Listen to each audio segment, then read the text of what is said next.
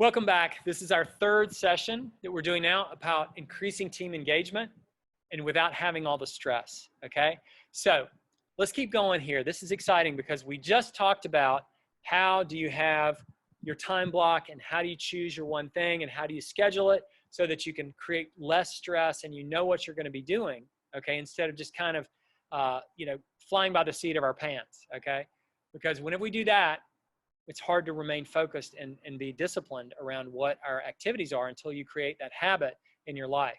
Now, law number 3 is how to create team engagement in stressful times, okay? So here's the thing. This is a quote from Gary Keller in the One Thing book. Extraordinary results. How do we accomplish extraordinary results? Well, there's a natural rhythm to our lives that becomes a simple formula for implementing the one thing and achieving extraordinary success. It's around purpose, priority, and productivity. Okay, so again, this is one of those principles that there's a natural rhythm to our lives that becomes a simple formula for implementing the one thing and achieving extraordinary results. It's about purpose, having the purpose, your why. Many of you have heard of Simon Sinek, who's talked about that. Your priorities, because your purpose helps you to know what to say yes or no to, your priorities. And then productivity, that's what people can see, how productive you are. And so this is what it looks like for either a practice, just like your practice, or in your personal life. You've got to create a purpose statement. If you don't have a purpose statement, then that should be your purpose, to create a purpose statement that both you, for you personally, know in your heart. And I've got an exercise that's very quick. It takes about 20 to 30 minutes to create a purpose statement for you. And I love it. It's a very simple way of doing it. It's a beautiful way of doing it. And then creating a purpose statement for your team, for your practice to feel like we're focused on something. Because here's the deal. You guys see this. This is like, it's an iceberg, right? So 1/9 is sticking above the water. That's the percentage that we see. But underneath that, what pushes it all up is the other, basically 8/10 of that iceberg. So in the bottom is your purpose. You have to create a purpose statement for an organization or for you as an individual. That's the way that you know and how to choose your priorities. You know, what are you going to prioritize? Then above the waterline, what people can see, either in an organization or an individual, is how productive they are and how much profit they make as an organization. Because we know that those people that are driven by that purpose and priority are the ones that are going to be more productive and more ultimately make more money and be more profitable as an organization. Does that make sense? So let's keep going. Same concept here. Individuals with written goals are 39.5% more likely to succeed. Individuals with written goals and weekly accountability, okay, someone that they're accountable to, a coach, accountability partner, or a mastermind group, which I help with all those. I coach and do mastermind groups with dental practitioners, are 76.7% more likely to succeed.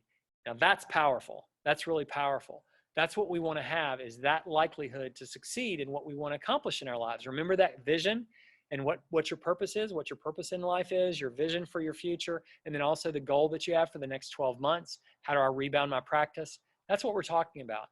And the way we do that is we co-create a team GPS, okay? So you've written a goal down, you know, as you as the owner of the practice, or if you've got a team that owns the practice, if you've got a group, then you all get together and you choose one goal. Whatever that one goal is, you create that one goal. So you know what a GPS is for your car or your phone, right?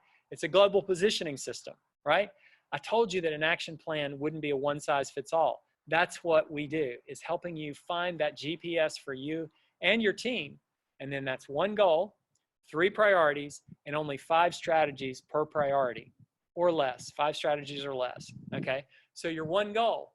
Remember, we talked about it in the beginning. Maybe this is your goal, and I'm just using an example. By whatever date, May 1st, May 31st, June 30th, whatever it is, rebuild our practice to safely serve X number of patients, needs per month at the highest level, profitably, for the benefit of all, to transform our community's lives. You know, maybe that's your goal. Maybe it could be something else, but that's just an example, okay? So this is what a GPS looks like. You pick that one goal, you create your one goal, and the team brainstorms to implement it. So you get their involvement so that they have ownership to it.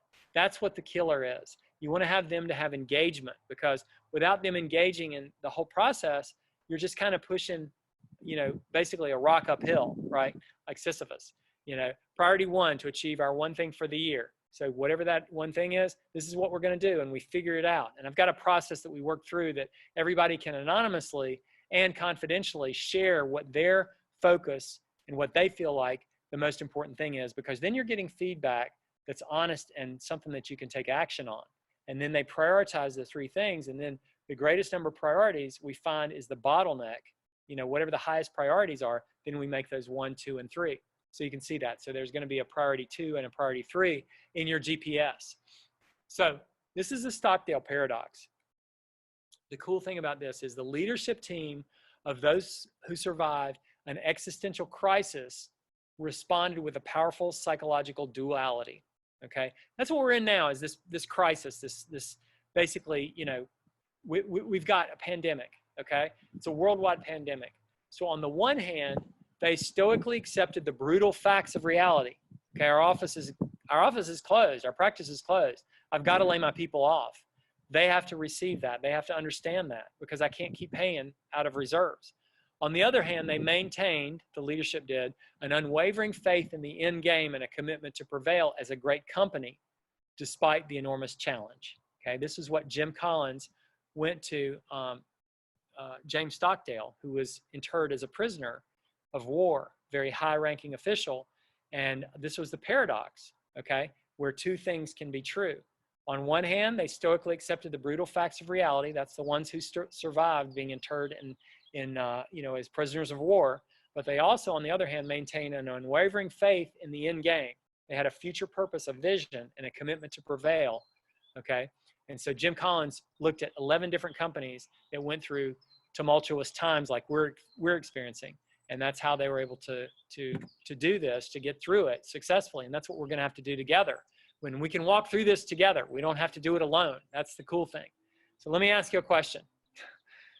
Do you feel like this little girl? Do you feel like you're drinking from a fire hose? Because I know we've gone through a lot. And, you know, a lot of times it's hard to know, well, okay, now what do I do with all this? I'm getting that I'm supposed to focus, but what do I do? Well, I want to share with you, this is the dental work-life balance that I shared with you before about these experts in the dental field and in relationship and in success and coaching and all the different people out there. I know you're going to recognize a lot of those faces. I want to share with you that you're only one thing away. You're one thing away, because there's people that can help you. There's models of people that have been successful at this. People I coach and help, you know, helping them focus on what should they be doing in their practice right now. Okay, how do we do this? How do we get your team engaged? All that. And there's other people as well. So reach out to either coach, accountability partner, someone that can help you. And if you want to look at the Dental Work-Life Balance Summit, just sign up there. It's free. I'd like to give you that as a gift. You're going to be able to go in and see all the speakers, but I don't want you to try to binge watch all of them. If you want to, you're welcome to. But think in terms of what's not working. Remember, use that 80-20. Go in and find those speakers that you're needing help with, or reach out to me, and I want to make that available, because here, if you still need help, some additional help, some additional coaching, after that, you'll sign up, and there's a One Thing Away Dental Challenge that I've created for you to be a part of a mastermind group at a very nominal, inexpensive amount. But what I find is if you don't pay, you don't pay attention. So there's a nominal investment that you'll make to be able to do this if you want to go through that. But feel free to watch the others and go through that, because it helps you, gives you the mindset, the focus, the accountability, implementation, and ultimately a mastermind that's already built in, so that as we're going through this, we actually do have a GPS where we can say, hey, I did the PPP.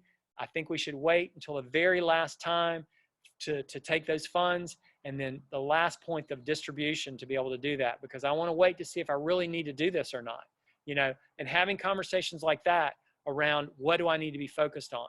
That's what I want to help you and serve you with. And so I ask you this question. Again, it's the heart of the book. What's the one thing I can do such that by doing it, everything else will be easier or unnecessary? What's the one thing you can do such that by doing it, everything else will be easier or unnecessary? So I want to open it up. Obviously, we're not live, but I want your questions. So reach out to me, audie@ourworldpeace.org. You can go ahead and sign up for the Dental Work-Life Balance for free, dentalworklifebalancesummit.com. And I really do want to serve you, because my heart is, just like I shared with you at the beginning, I don't want anybody to have what happened to our family. as a senior in college. That was so horrible to have to deal with things, grieving the loss of my dad, someone I love and respected, and due to stress, he has a massive heart attack and is gone. And just recently, my brother had to go to the emergency room, and it brought back memories of what happened with my dad because of losing him. So I want to be able to help you with reducing any stress in your life, to be able to do the best you possibly can to rebound your practice so that you're not experiencing the challenges that you might be experiencing and thinking about that we talked about early on in session 1. So please reach out to me, and thank you. I've enjoyed our conversation, and I'll look forward to working with you soon.